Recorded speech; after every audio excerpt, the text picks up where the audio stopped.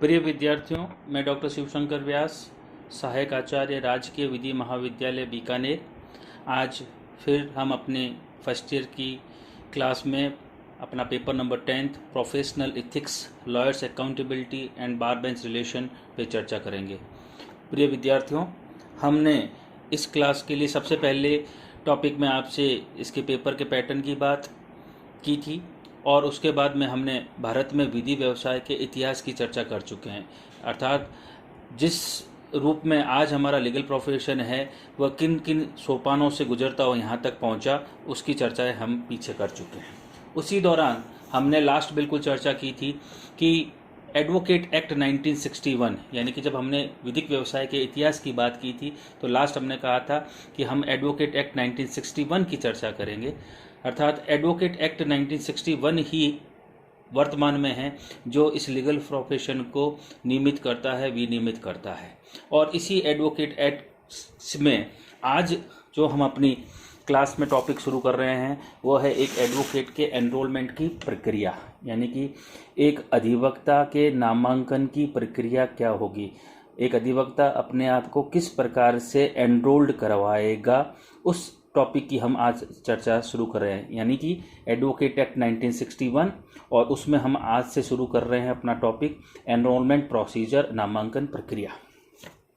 एक सिंपल से एग्जाम्पल के साथ मैं आपको इस टॉपिक को समझाने का प्रयास करूंगा कि जैसे आप लोग एलएलबी में एडमिशन लेते हैं तो एडमिशन लेने के बाद में अगर आप जिस यूनिवर्सिटी की एफिलेटेड कॉलेज में आप एडमिशन ले रहे हैं और आप वहाँ पर पहले से नामांकित नहीं हैं, एनरोल्ड नहीं हैं, तो आपको आपका परीक्षा फॉर्म भरते समय एनरोलमेंट फॉर्म भी भरना पड़ता है। यानी कि आपको नामांकन करवाना पड़ता है कि हाँ, मैं इस यूनिवर्सिटी का एफिलेटेड स्टूडेंट हूँ।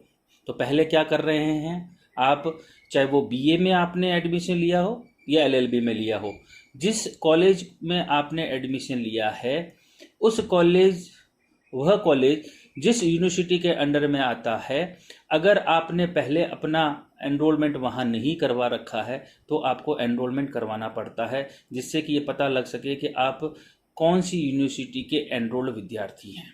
तो क्या हो गया कि आपने एक नामांकन प्रोसेस को अपनाया और आपने नामांकन करवा लिया। ठीक उसी प्रकार से जब आप एडवोकेसी करने आते हैं, विधि व्यवसाय में वकालत करने की ओर आते हैं, तो केवल लॉ ग्रेजुएट होने से ही आप क्या है विधि व्यवसाय या एडवोकेसी वकालत करने का अधिकार प्राप्त नहीं कर लेते।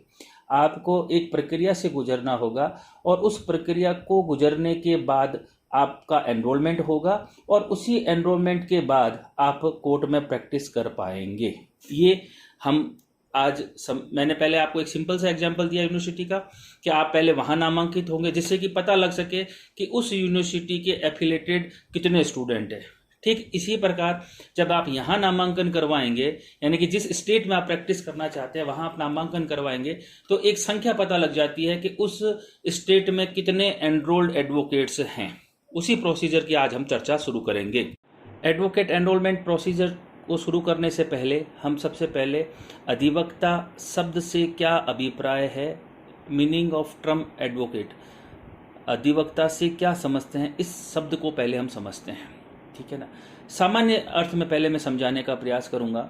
हमने एक एग्जाम्पल बहुत बार देखा है, लेकिन कभी हमने इस लीगल प्रोफेशन के हिसाब से उसके ऊपर कभी गौर नहीं किया। मैं आपको एक एग्जाम्पल के साथ में इस एडवोकेट शब्द के सामान्य अर्थ को पहले समझाने का प्रयास कर रहा हूँ। दो व्यक्ति आपस में लड़ाई कर रहे हैं और आपस में उनकी बातचीत चल रही है, वाद विवाद चल रहा है, एक पक्ष विपक्ष चल रहा है, अपने अपने तर्क दे रहे हैं।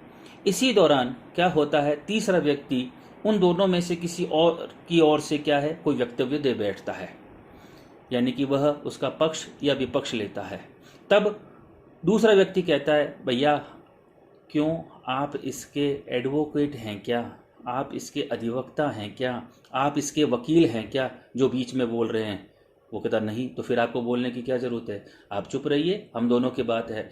यहाँ पर उसने शब्द क्वेश्चन मार्क किया, क्या आप इसके एडवोकेट हैं क्या मीनिंग निकल के रख रहा है। अगर वो कहता है हाँ, अर्थात उसे बोलने का हक है, अन्यथा नहीं है। यानी कि तीसरा व्यक्ति कब बोल सकता है? जब उसका अधिवक्ता है। यानी कि दो व्यक्ति आपस में विवाद कर रहे थे और तीसरे ने पूछा भाई आप इसकी ओर से क्यों बोल रहे हो, आप इसके एडवोकेट हो क्या, वकील हो क्या? कि नहीं तो चुप, और अगर हाँ तो बोल लें। यानी कि सामान्य अर्थ में हम क्या ले रहे हैं कि अधिवक्ता से तात्पर्य ऐसे व्यक्ति से है जो किसी अन्य व्यक्ति की ओर से क्या कर रहा है, कोई वक्तव्य दे रहा है, उसकी पक्ष रख रहा है, उसकी पैरवी कर रहा है, उसकी ओर से बोल रहा है, या किसी व्यक्ति ने किसी व्यक्ति को अपनी ओर से पैरवी करने के लिए अधिकृत किया है, हम उसे एडवोकेट कह रहे हैं। दोबारा समझिए इस बात को। अधिवक्ता से तात्पर्य क्या है? ऐसे व्यक्ति से है जो किसी अन्य व्यक्ति की ओर से, ऑन द बिहाफ ऑफ, मैं क्या कर रहा हूं, मैं उस व्यक्ति की ओर से, यानी कि रामलाल ने अगर मुझे एडवोकेट अपॉइंट किया है तो मैं क्या कर रहा हूं, रामलाल की ओर से क्या कर रहा हूं, कोई स्टेटमेंट दे रहा हूं, उसका पक्ष रख रहा हूं, उसकी ओर से बोल रहा हूं, उसकी ओर से पैरवी कर रहा हूं, तब हम क्या कर रहे हैं, मैं उसका अधिवक्ता हूं। ये हम एक सामान्य शब्दावली में उसे समझ रहे हैं कि अधिवक्ता से तात्पर्य क्या है।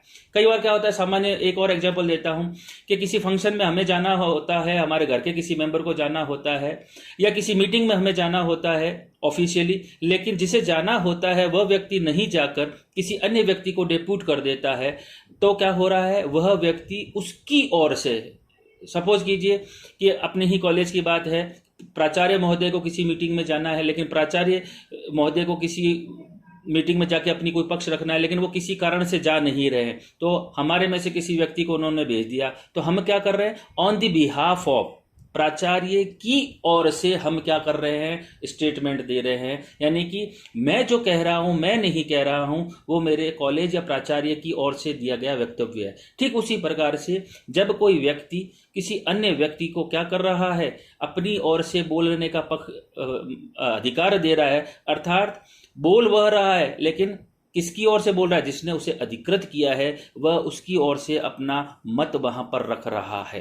तो सामान्य अर्थ हम क्या निकाल रहे हैं कि जब कोई व्यक्ति किसी अन्य व्यक्ति की ओर से अपना पक्ष रखता है, तब हम कहते हैं कि वह उसका एडवोकेट है। ये तो हमने एक सामान्य अर्थ के रूप में से समझने का प्रयास किया। अब हम बात कर रहे हैं अपना एडवोकेट एक्ट 1961।